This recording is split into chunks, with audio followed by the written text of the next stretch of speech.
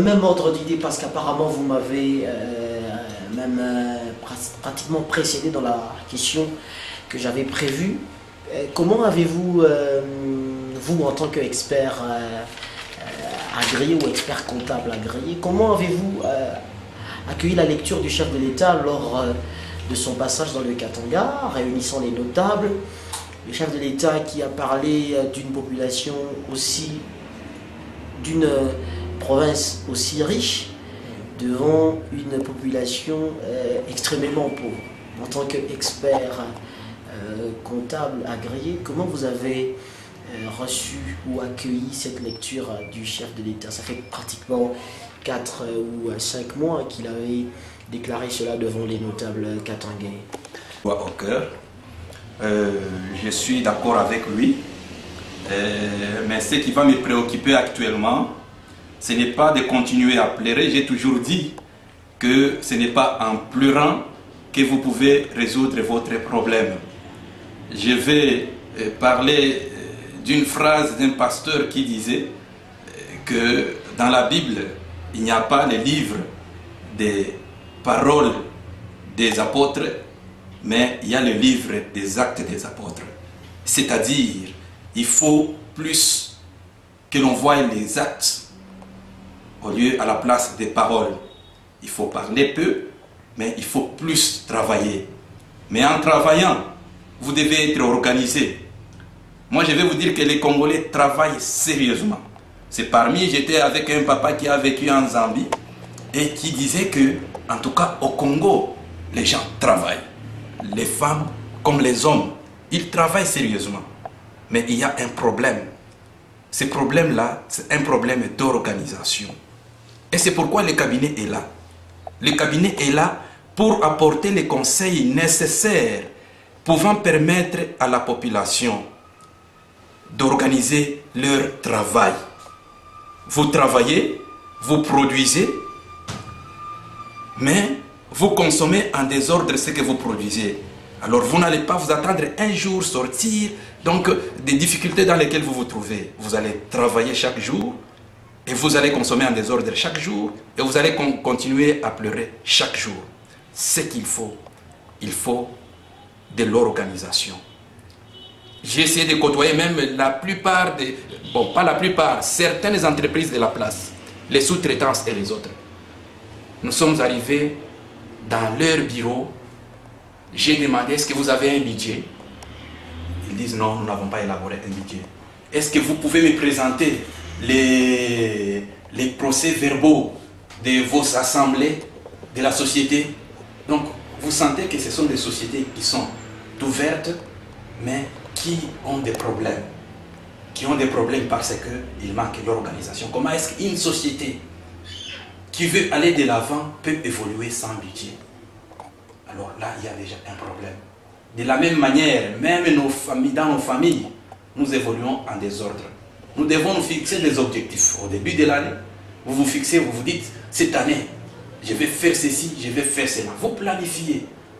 Et en planifiant, vous arriverez à réaliser ce que vous avez déjà fait.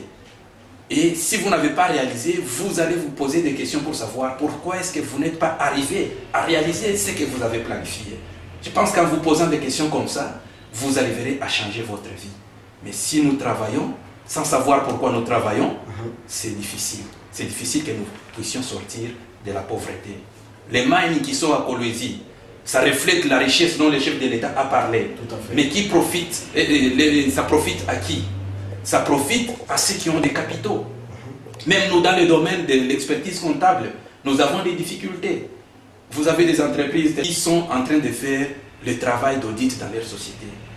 Ils appellent leurs propres auditeurs en provenance de l'extérieur du pays. Donc, comment voulez-vous qu'un cabinet tel que celui-ci puisse aller de l'avant si ces services ne sont pas demandés sur place et que les services viennent d'ailleurs?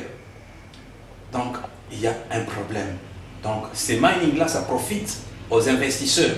Et lorsque vous investissez, vous avez le monopole d'engager qui vous voulez et vous avez le monopole de travailler avec qui vous voulez. Mais si les Congolais eux-mêmes avaient des capitaux, ça pouvait bénéficier aux Congolais et ça pouvait améliorer les conditions de vie des Congolais. Merci Monsieur Kabulo Taylor. Je rappelle à tous les internautes que nous sommes dans le magazine Katanga Réalité. Et aujourd'hui nous recevons l'expert comptable agréé en la personne de Monsieur Kabulo Monga Taylor, qui en est le responsable. Et je rappelle que le cabinet, c'est le cabinet d'expertise comptable, audit et conseil aux entreprises, CAMT en sigle.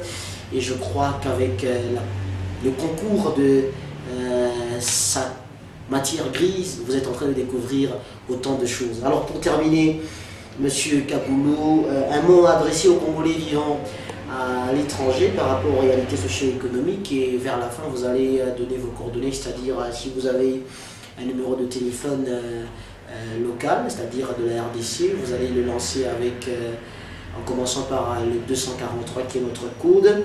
Si vous avez une adresse email, vous pouvez aussi toujours le lancer, et même un site web, et c'est comme ça, ou c'est par là que nous allons pratiquement clore notre entretien avec vous en ce jour. Je suis très ravi de pouvoir passer ce bon moment avec vous. Mon dernier mot est de faire appel à tous les Congolais de se pencher au travail, de travailler. Mais pas travailler de n'importe quelle manière. Travailler tout en étant, donc travailler en ordre. Il faut planifier son travail. Et lorsque vous avez eu le fruit de votre travail, il faut planifier vos dépenses de telle sorte que vous puissiez aller de l'avant, vous puissiez lutter contre la pauvreté, tant décriée ici en RDC. Mon adresse email c'est tkabulo.monga@gmail.com tkabulo.monga@gmail.com. Et mon numéro de téléphone c'est plus 243 81 0492 116. Plus 243 81 0492 116. Je vous remercie. Merci Kabulo Monga, c'était pour nous un plaisir. Je rappelle d'ailleurs à tous les internautes qui nous suivront dans le monde entier qu'il nous a reçus dans ces installations, dont avec la complicité de nos réalisateurs, vous allez pratiquement voir même l'extérieur et même l'intérieur. C'est donc ici où il nous a reçus à leur siège de Kolwezi, qui est le chef-lieu de la province du Lualaba. Merci donc à tous ceux qui ont regardé ce programme.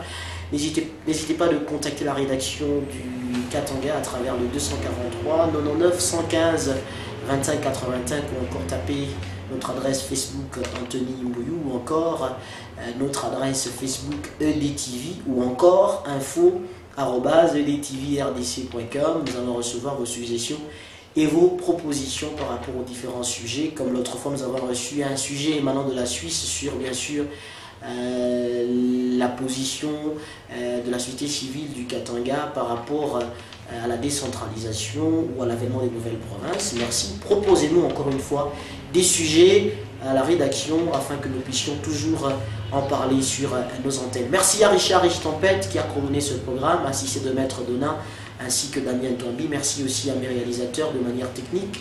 David Kaouz, merci pour les belles images. Merci aussi à Simplice Kassongo. Le prochain rendez-vous, c'est toujours sur www.edtvrdc.com.